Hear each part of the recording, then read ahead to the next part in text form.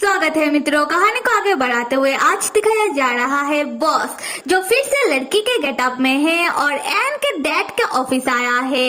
Boss N के dad को अपना विजिटिंग कार्ड देते हुए कह रहा था कि वो फू फैमिली से बिलोंग करता है और बॉस ने अपना एक जरूरी प्लास्टिक सर्जरी को स्किप करके स्पेशली एन के डैड से मिलने के लिए आया है, क्योंकि बॉस को एन के डैड से एक जरूरी काम है, या फिर कह सकते हैं कि उसे एन के डैड के साथ एक डील करना है। एन के डैड बॉस का विजिटिंग कार्ड देखकर कहते हैं कि तो तुम मिस फू हो, फू फैमिली से बिलोंग करते हो, पर मैं कुछ समझा नहीं कि तुम्हें मुझसे जरूरी काम क्या है। और यहाँ हमें पता चलता है कि बॉस का लास्ट नेम फू है और एन के डैड ने बॉस को मिस फू इसलिए कहा क्योंकि बॉस को लड़की बनना पसंद है, इसलिए उसने अपने विजिटिंग कार्ड में अपने नाम के आगे मिस लिख कर रखा है। खैर आते स्टोरी में, बॉस एन के डैड से कहता है कि सर देखिए, मैं आपसे ज्यादा घुमा फिरा कर बात नहीं करूंगा।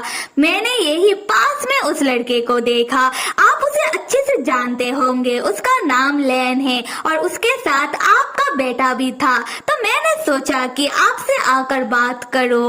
तो बात यह है कि मुझे लैन चाहिए और आप फिक्र मत कीजिए, फू फैमिली आपको बाद में सब समझा देगी।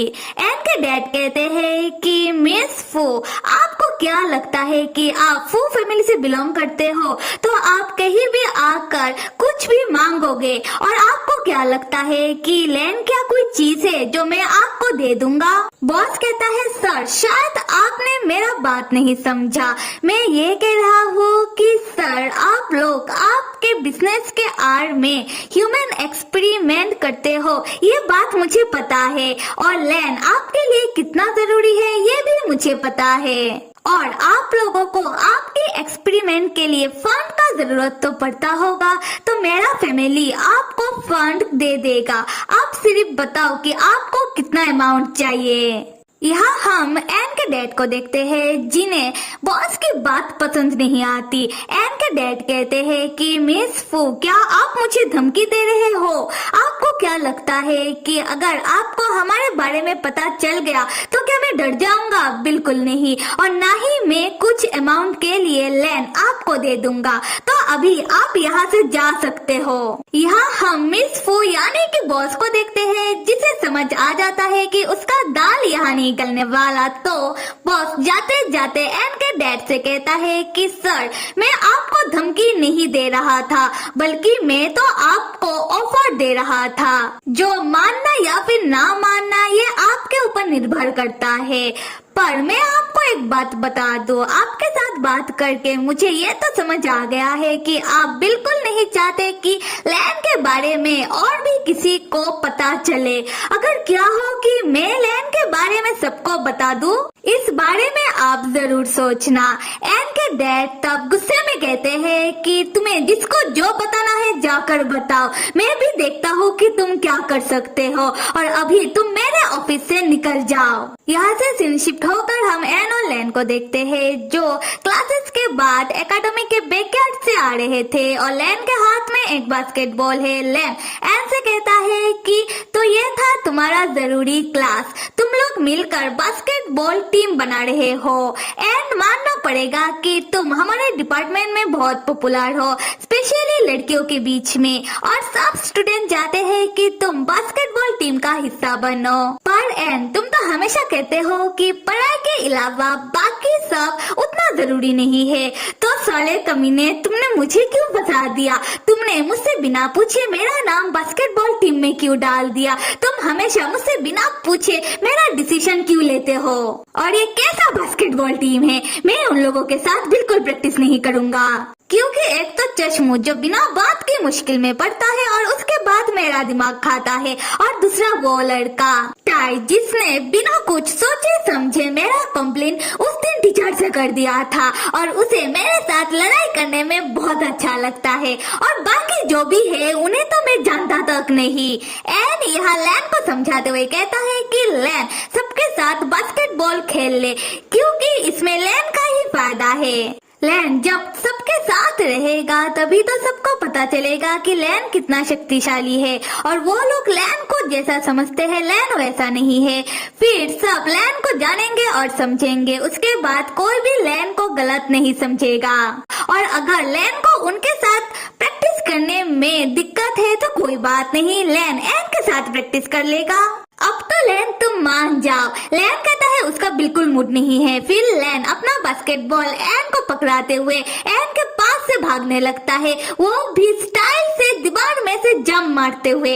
एन भी तब बॉल को पकड़ के लैन के पीछे पीछे भागते हुए आता है और लैन की ही तरह दीवार में से जंप मारने की कोशिश करता है, पर बेचारा दीवार में ही अटक जाता है। ये देखकर लैन एन को टॉन्ट मारते हुए कहता है कि उफ, तुम इंसान कितना स्लो हो, एन तुमसे ना हो पाएगा, तुम एक काम करो कि धीरे धीरे ही आओ।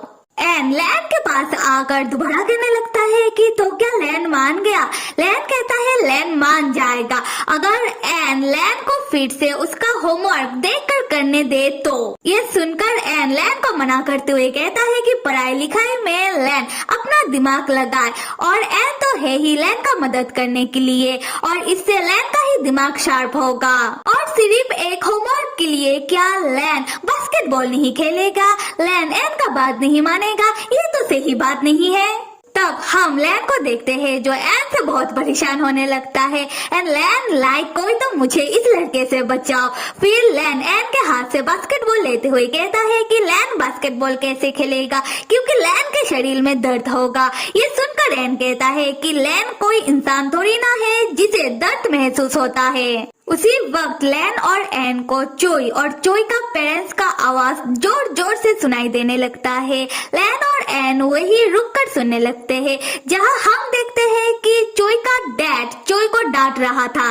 चोई का डैड चोई को गुस्से में कहता है कि कहाँ थे तुम? तुम्हें पता भी है कि इतने दिनों से हम तुम्हें कांटेक्ट करने की कोशिश कर रहे हैं और तुमने हमको बिना बताए यहाँ के एकेडमी में पढ़ना भी शुरू कर दिया, और तुमने एक बार भी घर में कॉल करना जरूरी नहीं समझा।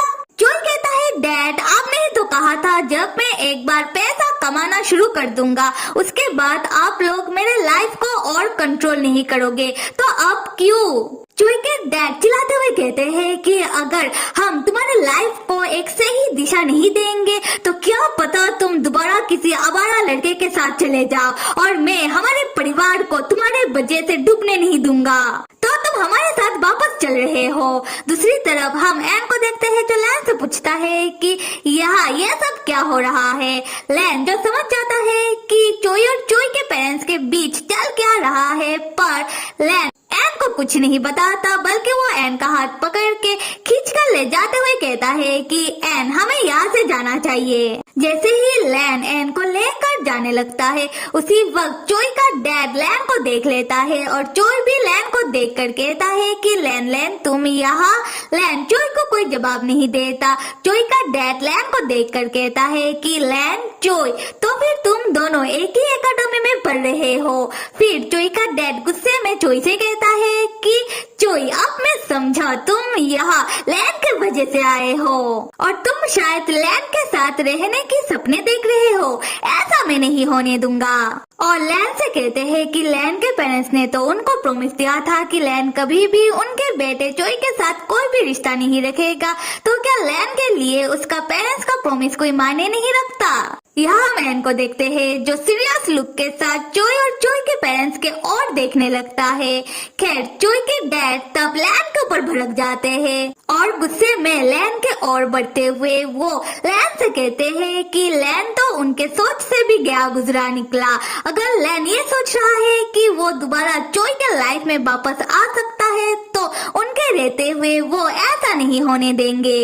और चोई के डैड लैन के बारे में लैन के एकेडमी में करके वो लैन को उधर से निकाल भी सकते हैं और उनका बेटा चोई के लाइफ को वो लैन के वजह से बर्बाद नहीं होने देंगे।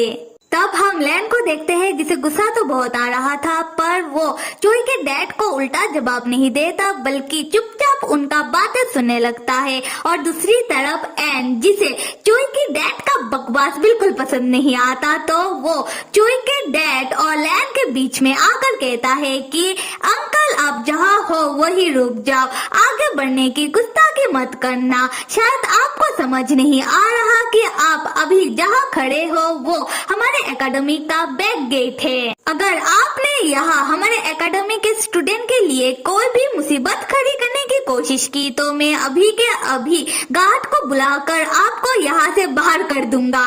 चुई के डैड ऐसे कहते हैं कि हे बच्चे, मैं तुमसे बात नहीं कर रहा, मैं लैन से बात कर रहा हूँ और ये हमारा परिवार का मामला है, तो तुम्हें हमारे बीच आने की कोई जरूरत नहीं है। एन चिढ़ कर कहता है कि परिवार? कौन सा परिवार? मुझे जितना पता है कि लैन आपके परिवार का कोई नहीं लगता और आपके परिवार का बेटा तो आपके पीछे खड़ा है। जाओ जाकर अपने बेटे से बात करो। और आप क्या यहाँ दूसरे के परिवार के लड़के को परेशान करने के लिए आए हो? ये तो अब अच्छा नहीं कर रहे हो। तो फिर मेरे प्यारे मित्रों, कहानी में आगे क्या होगा ये जानने के लिए आप सब लाइक, सब्सक्राइब और कमेंट करना तो बिल्कुल भी मत भूलिएगा। Till then stay with me and see you.